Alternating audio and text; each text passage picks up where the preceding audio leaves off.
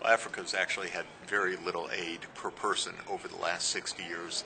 Think about it. In 1 year, Pentagon spending is more than all the aid the whole world has ever given to all of Africa. This stimulus bill just passed in the United States of $787 billion is more aid than all the world has ever given to Africa in all history. So the fact of the matter is that Africa never loomed large in anybody's foreign policy. What was given was a trickle. It was never enough to get the job done.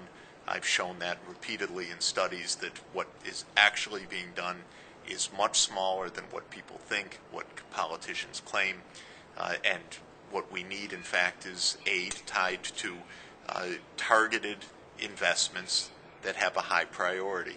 And these are in four main areas. Agricultural renovation, which could enable Africa to be self-sufficient in food. Health, which could bring the pandemic diseases under control.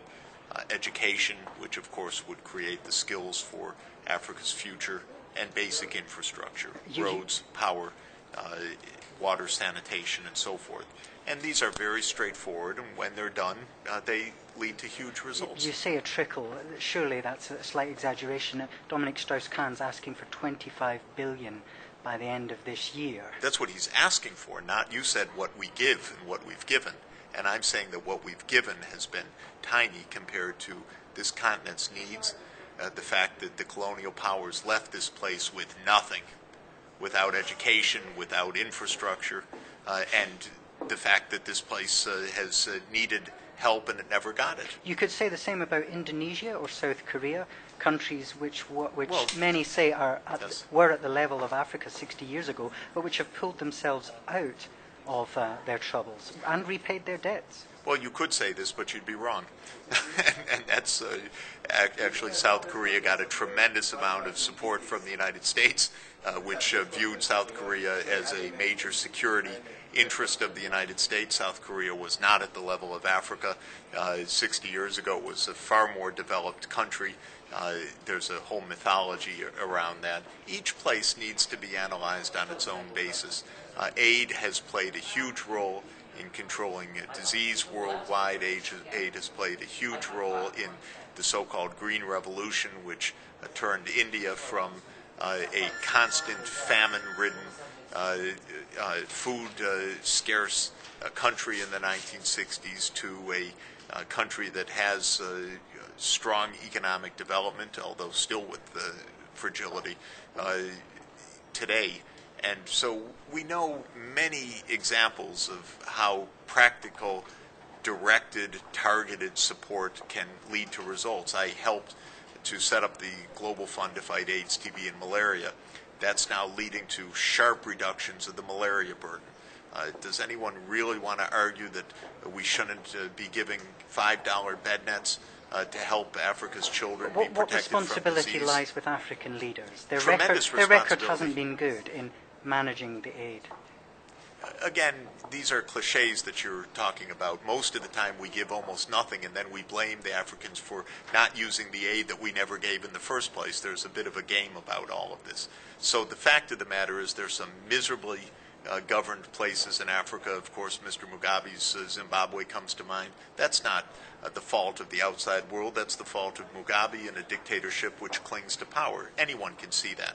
But when you talk about poverty in Tanzania or poverty in Ghana or poverty in Senegal or poverty in Mali, let's get real. Those places need help. They've made good development programs. They've made good plans of action. We promise to help. If you're in the actual corridors of power where the IMF or 10 Downing Street or other places where these things have been discussed over the years, everybody knows that the rich world did not come through on its promise. That's the basic point, and everybody in responsibility in the rich world knows that. They wring their hands, they say, we wish we could do more, the public doesn't support it. Whatever reason they give, what is absolutely understood is that there are many places in this continent that have done what we asked them to do, that made plans of action, that made a lot of progress, and that are waiting on us to fulfill promises that were made in Glen Eagles, Scotland, in the summer of 2005, very explicit, very time-bound. They're still waiting. Now they've been hit by climate change. They've been hit by a massive global crisis financially that did not come from them. And now they're being told, oh, sorry, we gave our first $3 trillion to our banks. We gave our first $4 trillion to our banks. Oh, sorry, our bankers paid themselves out of taxpayer money, $18 billion of bonuses. We don't really have enough to help hungry, even starving people.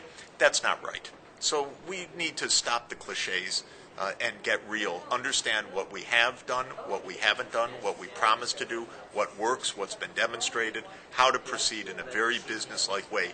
Nobody gets a free pass on this, least of all corrupt African governments. But the rich world should also not get a free pass because it made promises of things to do, and for its own security, for its own economy, we should be living up to the commitments that are absolutely explicit on the books, signed off by the leaders in Glen Eagles and elsewhere. If we do that, we'll have a much happier and safer world.